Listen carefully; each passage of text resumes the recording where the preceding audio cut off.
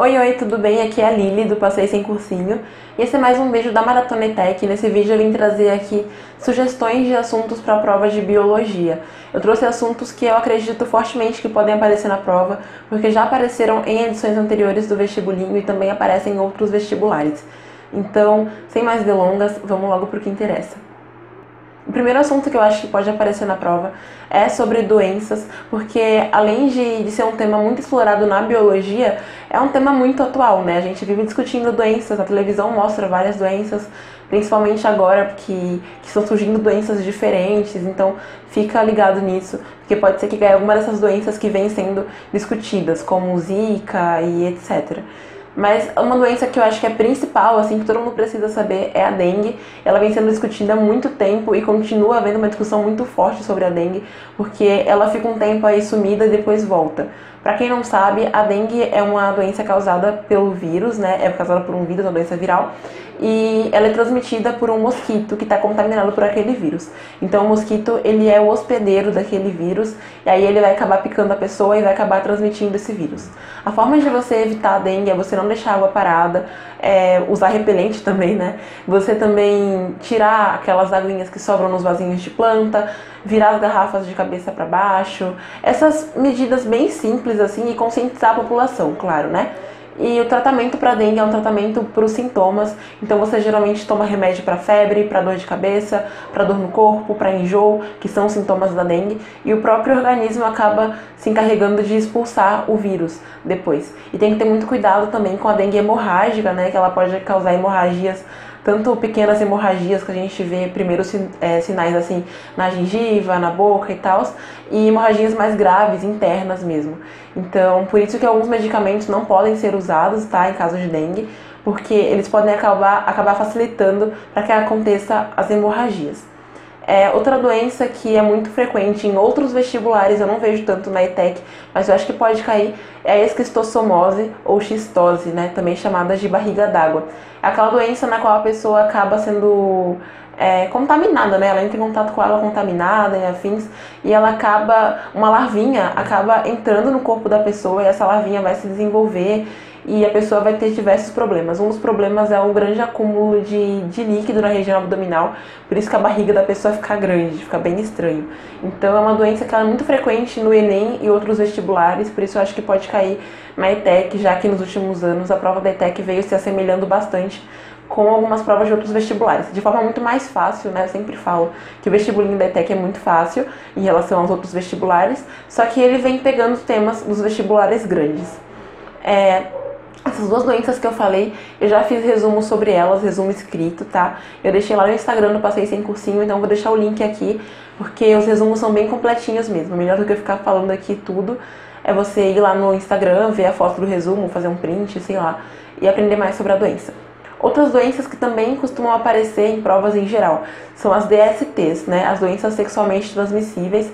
Elas são muito importantes e vêm sendo muito discutidas ultimamente, porque houve um boom das doenças sexualmente transmissíveis, né? Então, toma muito cuidado assim com essas doenças. Tem várias doenças diferentes, cada uma tem sintomas diferentes. Então, as principais são HIV, HPV e sífilis. Eu também fiz resumo sobre elas, resumo escrito. Se alguém quiser, eu posso fazer algum resumo em vídeo sobre essas doenças, tá? É que nesse vídeo eu tô mais só citando mesmo esses temas. Mas se alguém quiser resumo em vídeo, fica à vontade, pode pedir aqui nos comentários que eu vou fazer. Agora, o próximo tema que eu acho que pode cair no vestibulinho, esse tema sempre cai no vestibulinho, é fotossíntese. De forma geral, a fotossíntese é o processo no qual as plantinhas se alimentam, né? As plantinhas são seres autótrofos e eles produzem o próprio alimento. Isso que é ser autótrofo, tá? Muita gente pergunta: Ai, Lili, qual a diferença entre ser autótrofo e ser heterótrofo? Heterótrofo é aquele ser que vai precisar pegar alimento de algum lugar e o autótrofo vai produzir o próprio alimento. No caso, a gente tem aí as plantas e alguns tipos de bactérias. Esses tipos de bactérias, eles também fazem fotossíntese geralmente e através da fotossíntese conseguem o próprio alimento. Basicamente, na fotossíntese, as plantas, especificamente as folhas, toma cuidado com isso, a fotossíntese ocorre muito mais nas folhas do que em qualquer outra parte da planta, tá? Que é onde tem uma maior concentração de cloroplastos. E a fotossíntese ela vai pegar o gás carbônico, né, que é capturado do ar, a gente respira e libera gás carbônico, então a plantinha vai pegar esse gás carbônico e vai pegar água também. Essa água que vem da chuva, que vem quando a gente rega e que vem também do solo, assim como sais minerais. E aí a plantinha vai pegar essas substâncias, né, o gás carbônico, a água e alguns sais minerais, vai receber a luz solar, então a gente tem energia luminosa e através dessa energia luminosa, aqueles componentes que a gente tinha serão transformados em glicose, oxigênio e água, tá? A plantinha vai produzir essa glicose que vai servir para a própria nutrição dela, vai produzir esse oxigênio que ela vai liberar, que é o O2, o oxigênio que a gente respira, e vai liberar essa água também. Então, basicamente isso que é a fotossíntese. A fotossíntese, ela ocorre em duas fases, né? A fase clara, fase escura, enfim, só que isso é uma coisa muito mais detalhada sobre a fotossíntese, e como o vestibulinho do ETEC é mais voltado para quem tem nível fundamental, né? Claro que muita gente vai prestar a prova para fazer curso profissionalizante, só curso técnico, enfim, só que como é uma prova que exige nível fundamental, ela não vai ficar te exigindo muitas coisas sobre as fases da fotossíntese, então fica de olho mais no principal mesmo, o que a fotossíntese usa, o que ela produz. Tem que lembrar que as plantas têm cloroplasto, existe também o pigmento, né, que é a clorofila, tem aquele pigmento verdinho que faz com que a planta tenha folhinhas verdes. Esse pigmento é muito importante na fotossíntese.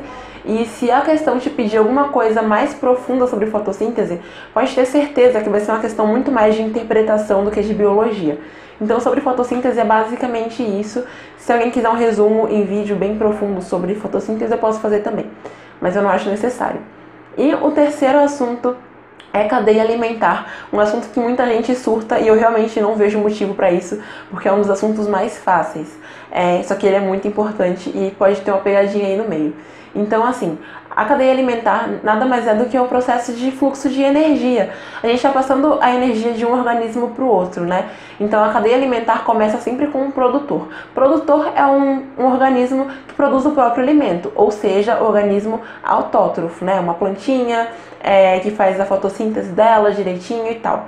Depois, a gente vai ter o consumidor primário. O consumidor primário, geralmente, é um animal herbívoro, ou seja, um animal que só come plantinha.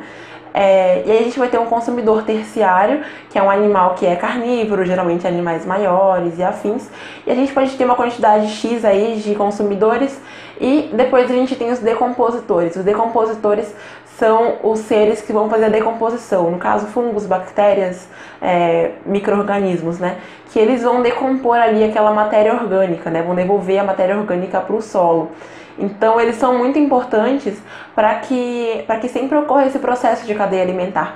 Porque, por exemplo, quando a planta morre, quando o animal morre, os bichinhos, os micro-organismos, desculpa, eles vão lá, eles fazem a decomposição e eles dão nova vida à terra para que nasçam novas plantas. Por isso que os decompositores são muito importantes. Então, basicamente, a cadeia alimentar é só isso, é um processo de transferência de energia. Vai passar a energia do produtor, que é o primeiro nível trófico, né, da cadeia alimentar, para o consumidor, para o próximo consumidor, para o próximo e aí para o decompositor. Então, vai ocorrer um ciclo sempre. E é importante lembrar que sempre a pessoa com a maior carga de energia vai ser ali o produtor, né? Que é ele que vai gerar essa energia para todos os outros depois. Então é um processo aí de transferência de energia, basicamente. A gente não pode confundir com teia alimentar. A teia alimentar é quando a gente tem várias cadeias alimentares entrelaçadas em uma só.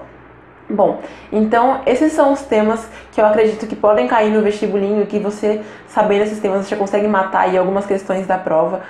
Como eu já falei ao longo do vídeo, se tiver alguma dúvida sobre algum tema, pode deixar aqui nos comentários que eu vou tentar gravar algum vídeo resumo, né, explicando.